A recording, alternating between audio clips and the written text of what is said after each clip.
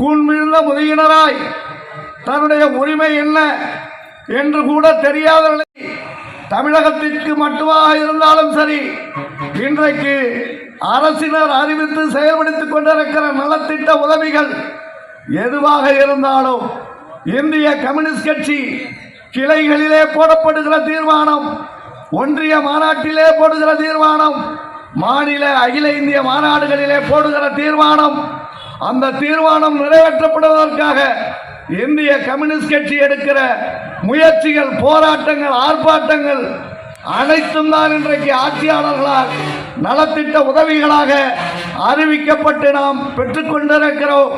இதற்கு காரணம் இந்திய கம்யூனிஸ்ட் கட்சி என்பதை நாங்கள் பெருமையோடு சொல்லிக் கொள்வோம். அது மட்டுமல்ல, அருமை தோழர் நல்லக்கண்ணு அவர்கள் இன்றைக்கும் நம்மிடத்திலே வாழ்ந்து கொண்டிருக்கிறார்கள். இந்திய கம்யூனிஸ்ட் கட்சி என்று பிறந்ததோ அன்று பிறந்தவர் அருமை தலைவர் நல்லக்கண்ணு அவர்கள். அவர்களுடைய வாழ்க்கையை இன்றைய இளைஞர்கள் பாடமாக ஏற்று கற்று நடைமுறைப்படுத்திட வேண்டும். அதற்காகத்தான் 100 ஆண்டு காண்கிற தலைவர்களை இந்த நேரத்திலே நினைவுபடுத்த வேண்டியிருக்கிறது.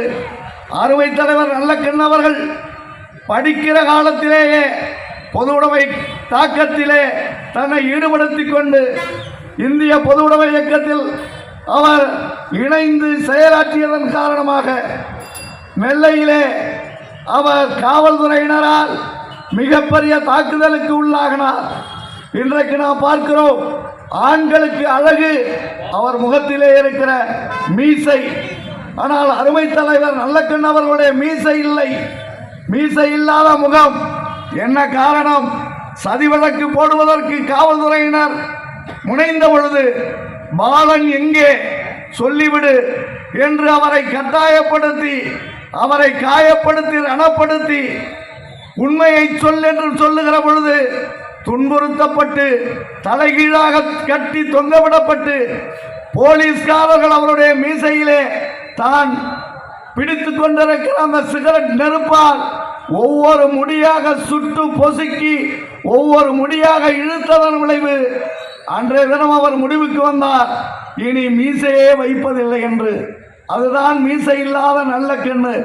8 ஆண்டு காலம் சிறை வாழ்க்கை, இன்றைக்கு 100 ஆண்டை தொட்டிருக்கிறார். கம்யூனிஸ்ட் கட்சி அவரை இந்த நேரத்திலே நினைவு கூறுகிறது. இளைஞர்கள் அவரை வழி தோன்றலாக, அவருடைய தோழர்களாக தன்னை வரித்து கொண்டு வாழ வேண்டும் என்பதற்கு இந்த நேரத்திலே நாங்கள் அவர்களை நினைவு கூறுகிறோம். அதே போலத்தான் அருமை தலைவர் கேடிகே தங்கமணி பாரட்லா படித்து முடித்து இங்கே இந்திய திருநாட்டிலே ஆட்சி பொறுப்பிலே அதிகாரத்திலே அவர் வருவார் என்று அவருடைய வீட்டினர் கருதினார். பாரட்லா முடித்து விடுகிறார். பொது உடைமை கொள்கையில் தாக்கத்தால் அவர் இந்திய கம்யூனிஸ்ட் கட்சியிலே தன்னை இணைத்துக் கொண்டு கம்யூனிஸ்ட் கட்சி சொல்லுகிற வேலையை அவர்கள் ஏற்றுக்கொண்டதன் விளைவு இன்றைக்கு அவர் மிகப்பெரிய செல்வந்தர் வீட்டிலே பிறந்தவர். தங்கமணி என்கிற பெயருக்கே ஒரு காரணம் இருக்கிறது.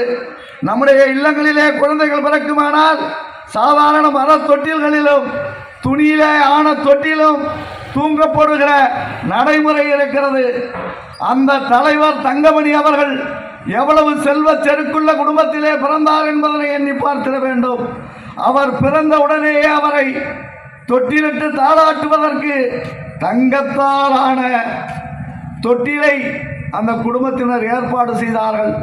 அவ்வளவு பெரிய செல்வந்தர் தன்னுடைய வாழ்நாளிலே கம்யூனிஸ்ட் கட்சியினுடைய கருத்துக்களால் ஈர்க்கப்பட்டதற்கு பின்னால் எளிமையின் சிகரமாக கம்யூனிஸ்ட் கட்சியினுடைய அலுவலகம் பாலர் இல்லத்திலே தன்னுடைய கடைசி காலத்தை இவ்வளவு செல்வம் மிகுதி இருந்ததற்கு பின்னாலோ நான் எளிமையை விரும்புகிறேன். எனக்கு இந்திய கம்யூனிஸ்டுகள் தன்னுடைய சடங்குகளை செய்து அவர்கள் என்னுடைய உடல் அடக்கத்தை செய்ய வேண்டும் என்கிற ஒரு எளிமையை விரும்பிய மிகப்பெரிய தலைவர். இன்றைக்கு தினத்தந்தி பத்திரிகை இல்லாத வீடுகளே இல்லை, கடைகளே இல்லை, நகரங்களே இல்லை என்று சொல்லப்படுகிற அந்த ஆதித்தனார் குடும்பத்தினுடைய மிகப்பெரிய சொத்துக்கு சொந்தக்காரர். எனவேதான் இந்திய கம்யூனிஸ்ட் கட்சி இன்றைக்கு எல்லோருக்கும் எல்லாம் கிடைக்க வேண்டும், உயர்ந்தவன் தாழ்ந்தவன் இல்லாத நிலை வேண்டும் என்று பாடுபடுகிறது, போராடுகிறது, வெற்றி பெறுகிறது.